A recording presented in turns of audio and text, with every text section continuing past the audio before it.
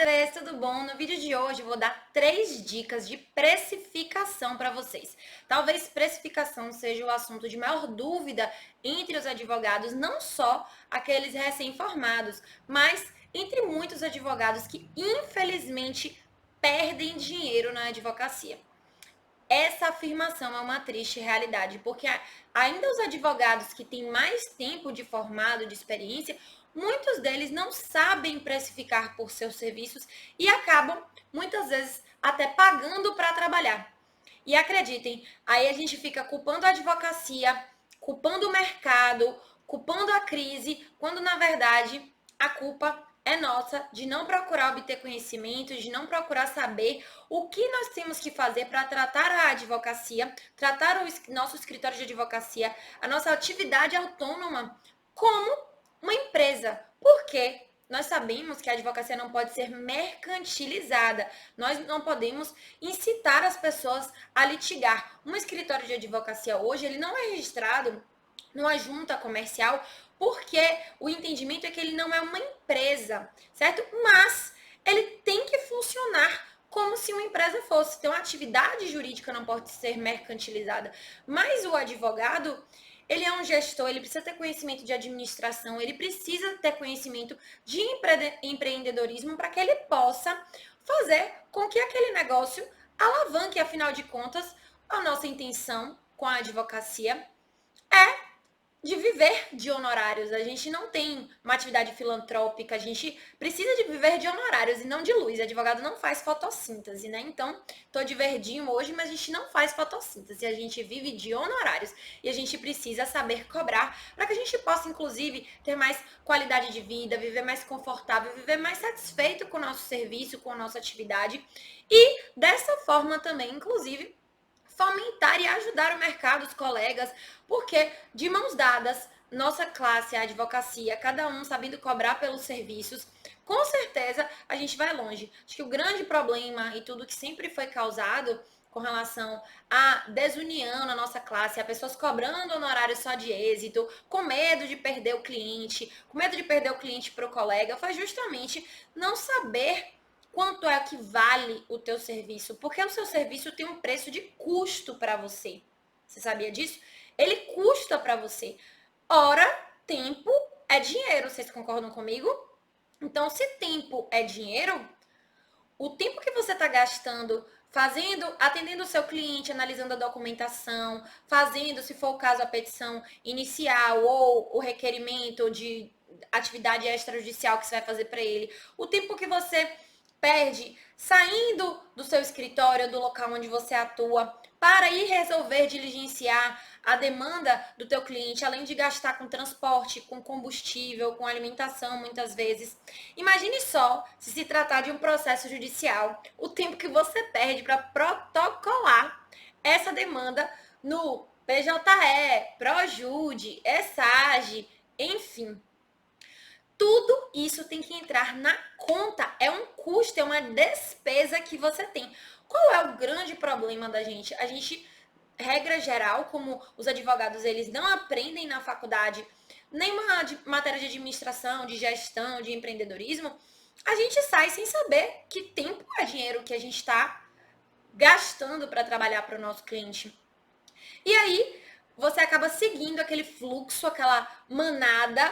E o que aconteceu com a advocacia? As pessoas começaram, por medo de perder o cliente, a cobrar honorário só de êxito, o que é financiar o risco do caso com o teu cliente, o que é adiantar custas para o teu cliente. Você está pagando para trabalhar para o teu cliente sem saber se você vai efetivamente ter êxito naquela demanda ou não, porque é cabeça de juiz. Ninguém sabe, então a gente não pode prometer êxito para o nosso cliente. Então as pessoas começaram a cobrar honorários de êxito sem saber quanto tempo aquela demanda ia durar, quantos atos você ia ter que fazer, quantas horas que você ia ter que gastar naquela demanda para saber qual seria seu preço de custo efetivamente e se você iria receber, né? Porque a gente não sabe realmente, não tem como saber se uma demanda vai ter êxito ou não. A gente não pode, nossa atividade é de meio, a advocacia é uma atividade de meio, não uma atividade de fim, certo? Mas Quais são as dicas que eu posso dar aqui para vocês hoje? Eu quero dar 3 dicas práticas para que vocês aprendam. Primeiro, que isso que eu tô falando para vocês é uma realidade. A gente tem um custo. Nossa hora vale dinheiro. E aí você pode me perguntar, Gabriela, ok, como é que eu vou fazer então para saber quanto é que custa a minha hora? Eu vou começar dando a primeira dica de precificação para vocês, que é aprenda a calcular o valor da sua hora. Não é receita de bolo, porque eu não vou dizer aqui para você, fulano, sua hora custa R$ 500. Por que eu não vou dizer isso para você? Porque o valor da sua hora, com certeza, não é o mesmo valor da hora da tua colega que tem um escritório do seu lado, da pessoa que se formou com você, ou daquele advogado que você admira, mas que tem 10, 11 anos de carreira, ou daquela outra pessoa que você admira, mas não tem estrutura física nenhuma e você tem. Enfim, nós precisamos aprender que cada pessoa tem o valor da sua hora. Existe uma técnica para calcular o valor da hora? Sim, com certeza. Nos nossos cursos, inclusive, a gente tem uma aula bônus onde eu ensino vocês a calcular o valor da hora. Esse cálculo do valor da hora leva realmente muito tempo, mas eu vou aqui dentro desse vídeo explicar para vocês, em linhas gerais, como é que vocês podem tentar fazer o cálculo da hora de vocês. O que vocês têm que levar em consideração na hora de fazer o cálculo de vocês? Vocês concordam comigo que durante o tempo de faculdade de vocês, por exemplo, se você fez uma faculdade particular, você pagou mensalidades da sua faculdade, custou dinheiro. Você provavelmente comprou livros. Se você não comprou livros, você tirou xerox, você gastou dinheiro com alimentação, com transporte. Ainda numa faculdade particular ou numa faculdade pública, você também teve todos esses custos. Dentro disso daí, você teve que ir até congressos, ir a palestras. Você teve uma despesa com a tua faculdade. Isso tem que estar na tua conta. Além disso, você tem um tempo de expertise. Óbvio que se você tem 1, 2 anos de formado, o seu preço, o valor da sua hora não vai ser o mesmo de uma pessoa que já tem 10, 20, 30 anos de formado. Porque aquela pessoa, além de ter mais experiência, tempo realmente de prática, mas ela com certeza investiu em cursos, em especialização, em cursos de atualização, congressos dentro da área de atuação dela. E tudo isso também tem que estar na conta. Eu, por exemplo, vou a todos os eventos da minha área de atuação, todos os congressos, todos os encontros que tem na minha área de atuação no ano.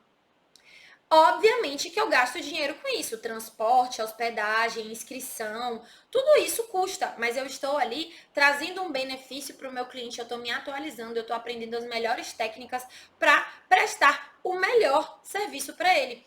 Então, isso tudo também é custo com a minha expertise, com a minha autoridade, com saber fazer a demanda para o meu cliente. Isso também tem que ser levado em consideração na hora de você calcular o valor da sua hora técnica. E outra dica legal e bacana para você fazer, na verdade, que tem que estar dentro do cálculo da tua hora, é quanto é que você tem de estrutura. Qual é a tua estrutura hoje? Você tem um provedor de e-mail, você tem um site, ainda que você não tenha uma sala física que você precise pagar aluguel, condomínio, energia, IPTU, funcionário, talvez você tenha uma estrutura, você tem que pagar a internet, você tem que pagar o teu celular por mês, a tua conta de celular, você tem um site, você tem, enfim, cada um vai ter uma estrutura de custos. Então você precisa definir também a sua estrutura de custos para você saber quanto é que vale a sua hora técnica, certo? E a última dica para a gente fechar a questão da precificação por hora técnica é saber também quanto é que você quer ganhar no mês. Então, vamos supor, eu quero ganhar R$ 10.000 no mês.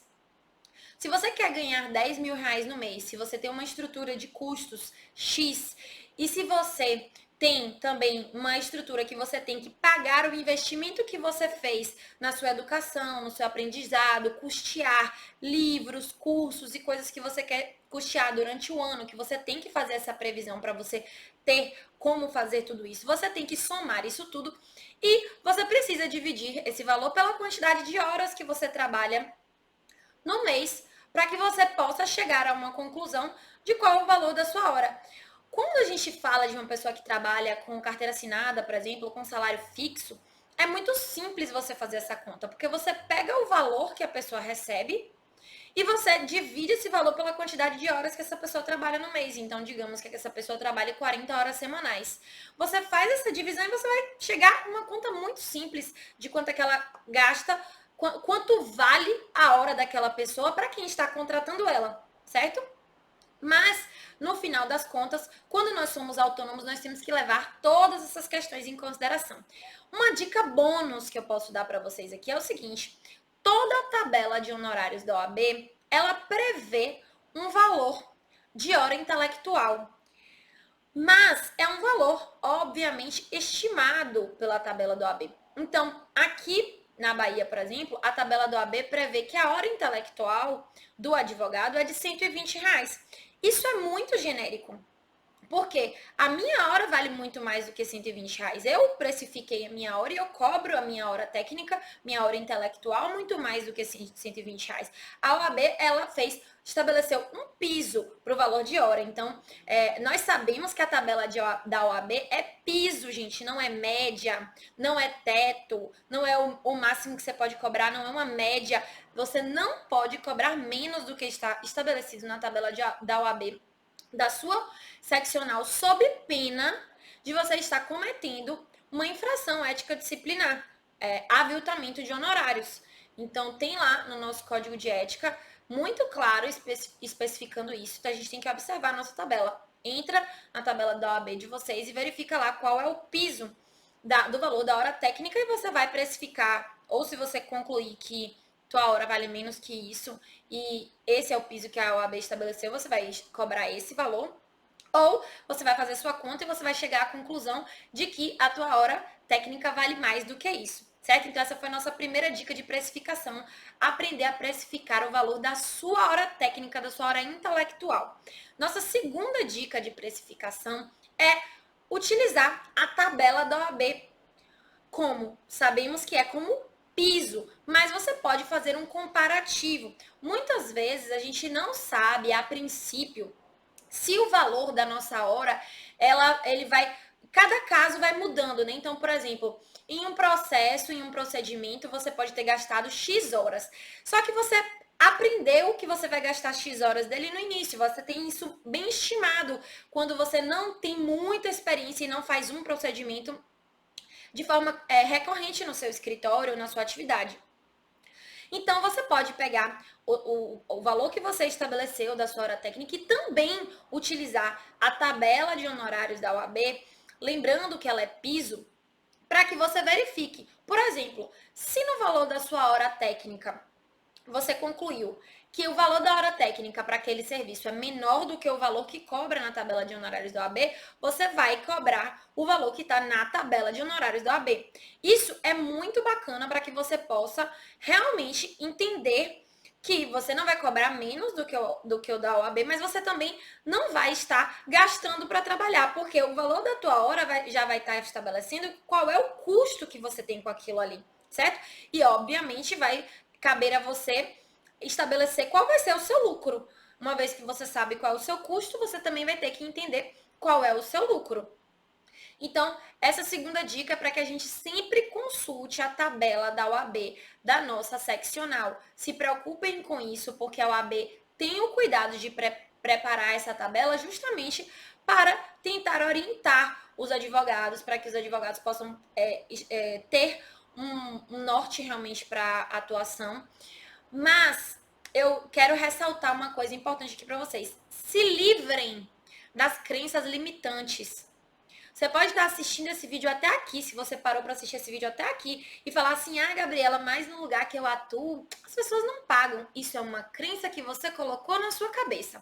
Eu atuo no interior, eu atuo na capital, e quando o cliente chega para mim, eu explico para ele toda essa questão e obviamente que o cliente paga o meu serviço. Quando ele sente que eu sou capaz de resolver o problema dele, que eu sou a pessoa mais capacitada para fazer, ele paga o que você precisa cobrar. Até porque qualquer pessoa tem que entender que o nosso serviço custa dinheiro. Né? Nosso serviço ele precisa ser remunerado. Porque nós estamos trabalhando. E a hora de uma pessoa vale dinheiro. Quando você vai no médico e vai pagar uma consulta, por exemplo, você tá sabendo que o médico tá ali gastando a hora dele, que ele tá sendo remunerado por isso. Com o advogado é absolutamente da mesma forma, tanto para atividades de consultoria quanto para atividades de processo mesmo. É porque nós vamos gastar todo aquele tempo para fazer e atuar dentro daquela demanda daquele cliente. E a minha terceira e última dica para precificação é que você facilite o pagamento para o teu cliente, parcele para o teu cliente, mas que você verifique o quanto é que esse parcelamento vai impactar para você também. Então, eu costumo fazer a minha precificação com base na minha hora técnica, verifico o quanto é que tem, o quanto é que estabelece a tabela da OAB Bahia, que é a minha seccional, para eu verificar se, obviamente, o valor da minha hora técnica e do lucro que eu estabeleci para aquele caso, ele é menor ou maior do que o valor da tabela do AB. Geralmente é bem maior do que o valor da tabela do AB, então eu sempre sigo o valor que eu calculo da minha hora técnica. Logo depois disso, eu passo isso para o cliente e eu facilito a forma de pagamento. Então, meu amor, faça igual o Casas Bahia. Parcela em 12, mas não perca teu cliente. Parcela em quantas vezes você precisar, mas não perca teu cliente por causa disso.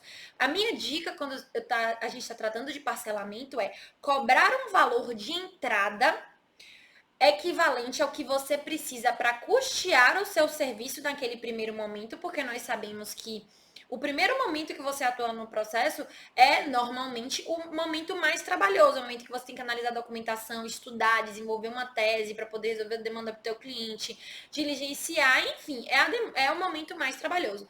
Então, que você faça a cobrança de uma entrada num valor maior, certo? Naquele momento, porque você vai ter que custear todos aqueles serviços iniciais e que o restante, que pode ser inclusive o seu lucro, aí você vai de cada um de vocês de tentar estimar também qual vai ser o tempo de duração daquela demanda. Nós sabemos que é muito difícil, especialmente quando a gente fala de processo judicial, mas que você faça um parcelamento de forma que você seja remunerado pelo serviço que você está prestando pelo teu cliente todo mês e que caiba no bolso do seu cliente também.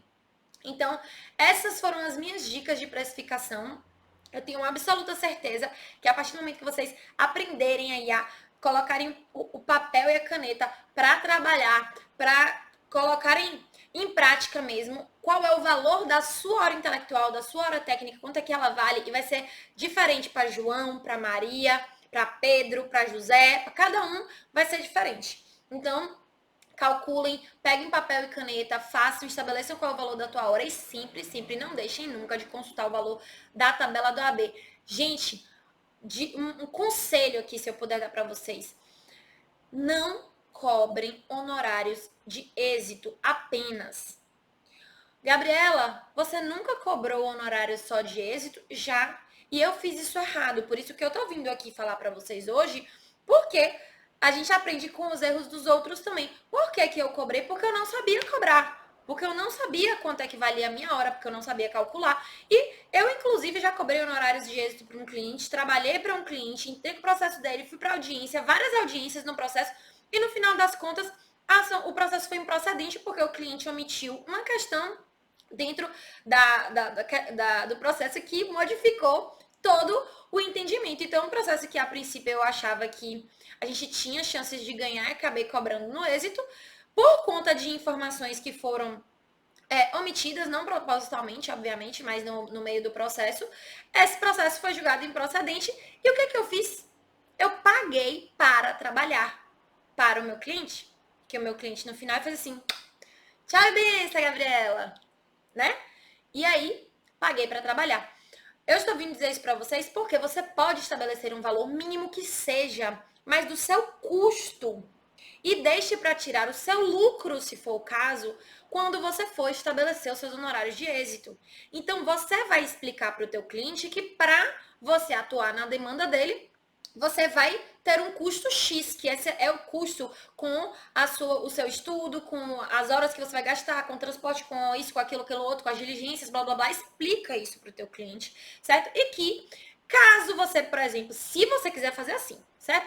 Caso vocês ganhem o processo ou a demanda, ou no final dessa demanda, você vai tirar o seu lucro, que vai ser o percentual X estabelecido dentro daquela demanda. Você pode fazer isso.